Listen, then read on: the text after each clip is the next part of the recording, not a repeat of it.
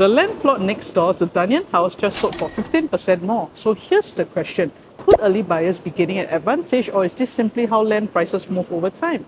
There hasn't been a new private launch around 6th Avenue since 2019. 7 years later, Dunearn House changes that. District 11, Dunearn Road, just minutes from 6th Avenue MRT. But this project sits inside something much bigger, and that's where the story gets interesting. Curve City is being transformed.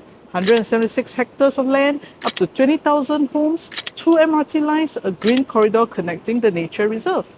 And Dunearn House is expected to be the first private launch within that transformation.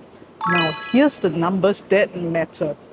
The developers paid $1,410 per square foot per plot ratio for Dunearn House. The adjacent site sold for $1,625 per square foot per plot ratio. That is 15% higher. That's the land cost, not the selling price. Unit prices haven't been released yet.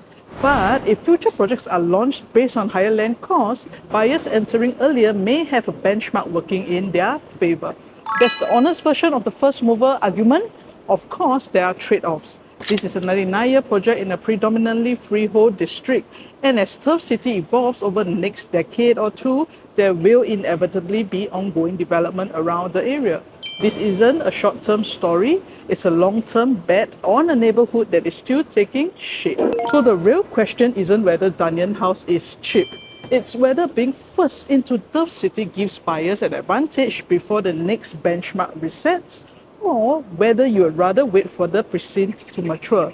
Preview starts 10th July with pricing expected closer to launch.